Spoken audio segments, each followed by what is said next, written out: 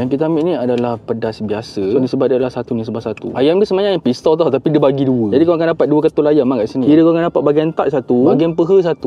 Kira pistol lah ni sebenarnya. Bismillah.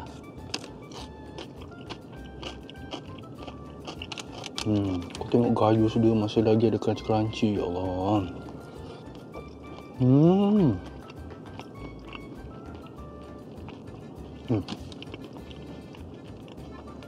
Yang tak makan pedas boleh ambil yang ni. Rasa sama pada pedas manja, berlemak masin macam tu. Untuk yang sama biasa ni bagi aku sedap, dia cukup rasa.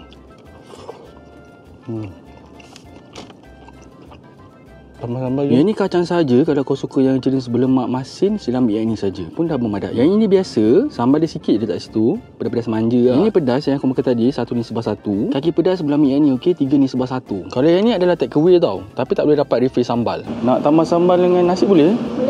Nak extra pedas? Kita cabar makan extra pedas. Kira ini gajus sikit lah.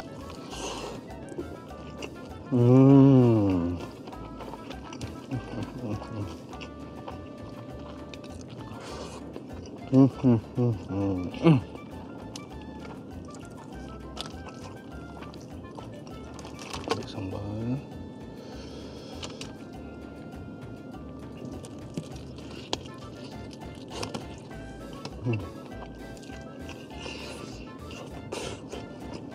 Kalau korang ambil extra pedas, dia punya sambal dia lagi kick, tapi pada masa sama dia umami taste lagi kuat.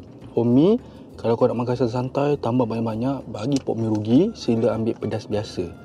Ataupun pedas pun dah nice.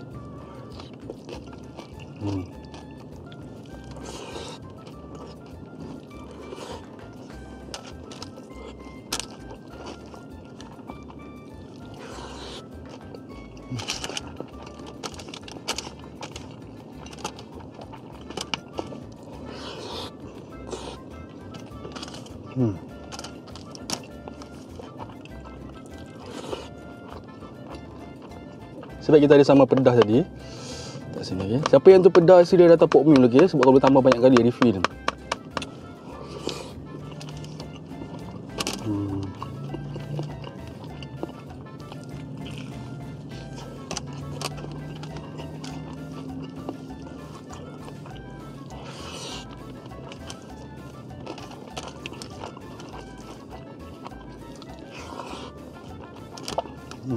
Ini apa boleh tambah sambalnya.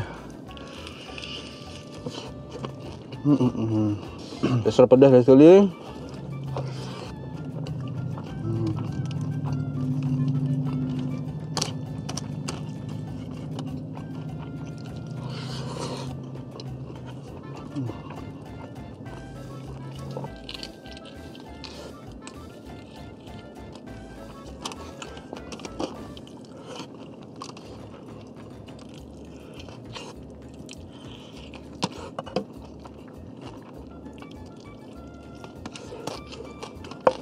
Belum, tapi sedap, tapi rasa puas, rasa nak makan lagi, kita agih woi.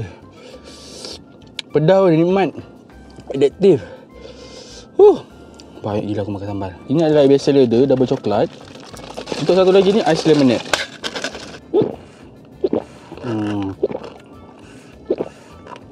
Segar. Berlemak macam dak coklat. Tapi adiktif ni punya sambal ya. Walaupun pedas.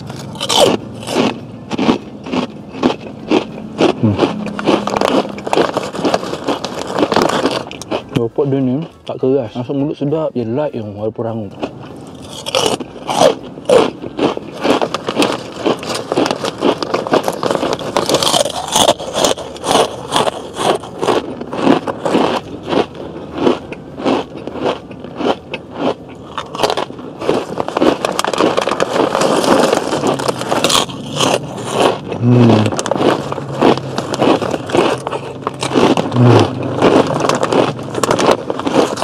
Nak beli? Baik kunyang.